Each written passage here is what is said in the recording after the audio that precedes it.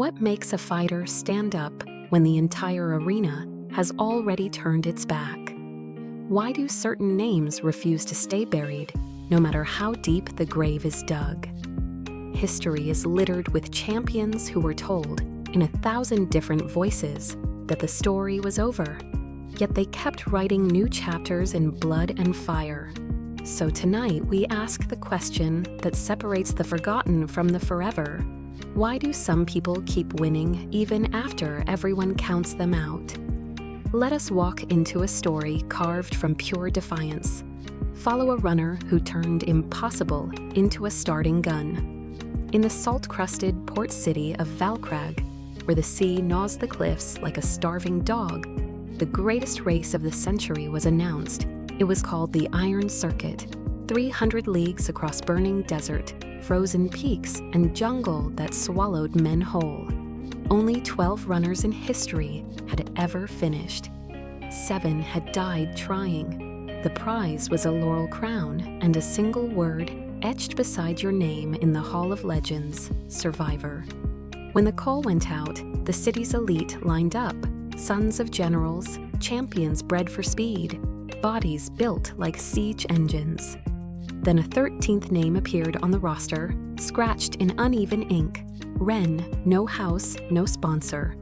No record of ever running farther than the docks to the tavern.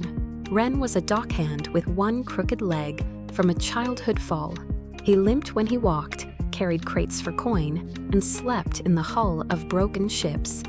The betting houses laughed so hard they forgot to set odds. The champions called him the Cripple's Joke.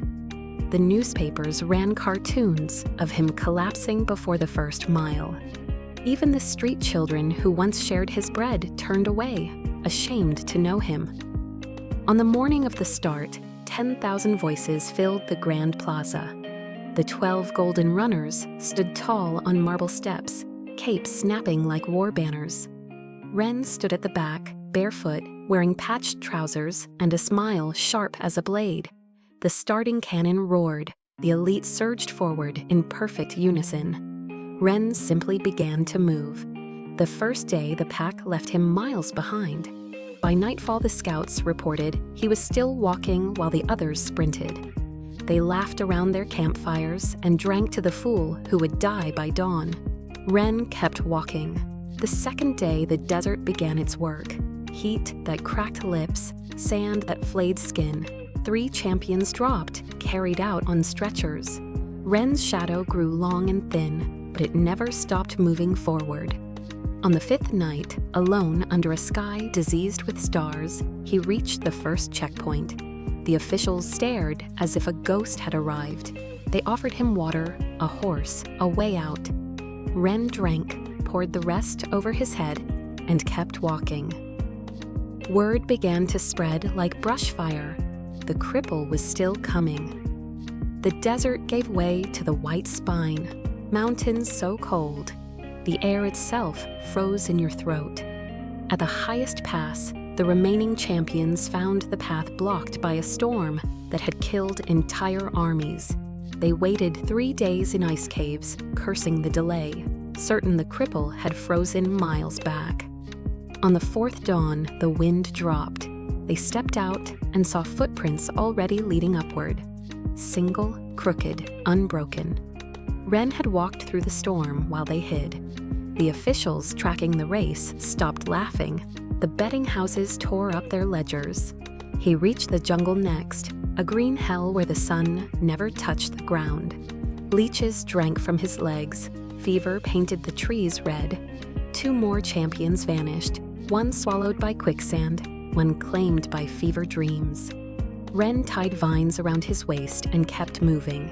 He began talking to the pain, not as an enemy, but as a teacher. Every blister was a lesson. Every limp was a reminder that the body can be argued with and sometimes convinced. He laughed when the jungle laughed at him. The sound scared the monkeys silent. On the 60th day, only 4 runners remained alive. They were legends now, faces carved on tavern walls. They spoke of Rhen the way sailors speak of sea monsters, half myth, half warning. At the final checkpoint before the salt flats, the officials set a table of wine and roast meat for the champions. The four arrived together, gaunt, proud, certain of their places. They toasted the laurel crowns waiting in Valcrag. Then the horizon shimmered. A lone figure walked out of the heat haze, bare feet bleeding, crooked leg dragging a line in the salt. Face burned black by sun, eyes burning brighter. Rhen. He did not stop at the table. He walked straight past the champions, past the wine, past the officials screaming for him to rest. He had 100 leagues left, and no intention of pausing while the story was still being written. The four legends stared at the footprints he left behind. Deep, deliberate, defiant. Something in their chests cracked open. They suddenly understood they had been running against each other. Rhen had been running against the entire world that said he never should have started. That difference was a chasm none of their speed could cross. They dropped their cups and followed the crooked prince into the final desert, but the prince never waited. The salt flats stretched white and merciless under a sky the color of hammered bronze. For 7 days and 7 nights, the four champions chased a shadow that never grew larger. Their tongues swelled, their dreams turned to dust. One by one they fell, first the tallest, then the fastest, then the proudest, until only the youngest remained, crawling on hands and knees, weeping at the footprints that refused to fade. Rhen walked on. On the morning of the 73rd day, the gates of Valcrag appeared like a mirage. The city had prepared a triumph for the returning heroes. Trumpets waited, garlands hung heavy. 10,000 voices stood ready to roar for the four golden runners who never came. Instead, a single figure limped through the gates at dawn. Skin peeled from his face, bones showing through torn flesh, crooked leg now swollen twice its size.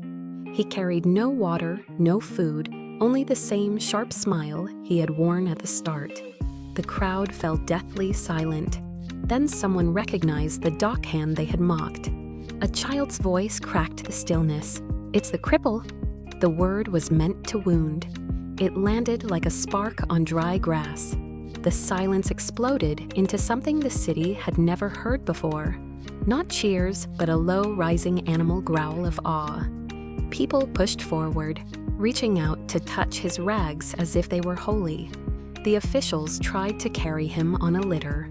Rhen shook them off and walked the final mile to the Hall of Legends alone. Each step left a print of blood on the marble. At the threshold, he stopped, turned to the crowd, and spoke the only words he had uttered in 73 days. "They counted me out," he said, voice raw but steady. "I just kept counting myself in." Then he collapsed. They crowned him while he still breathed. The laurel was placed on a head that had no hair left to hold it.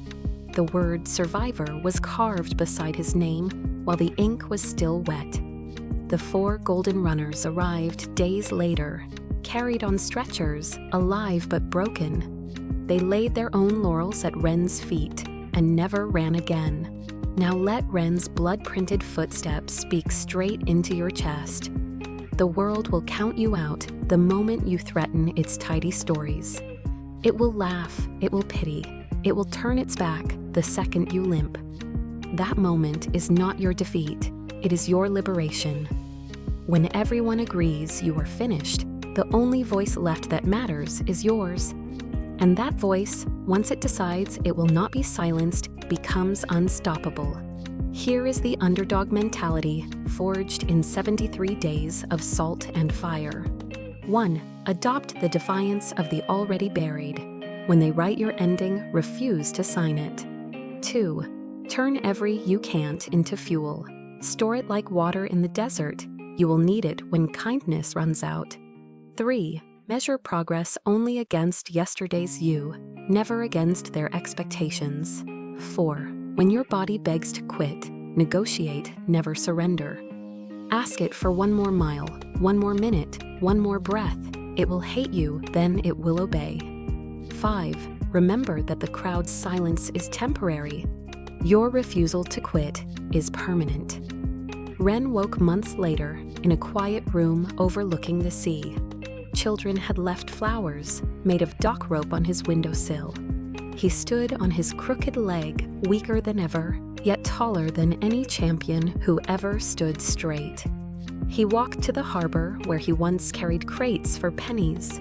Sailors parted like water. He looked at the ships waiting to carry him anywhere on earth. He smiled the same sharp smile and turned back toward the open road. Some victories are not about crossing the finish line first. Some victories are about crossing it when everyone swore you never would. Your grave has already been dug by 1,000 casual opinions. The shovel is in your hand now. You can lie down in it, or you can use it to dig your way forward.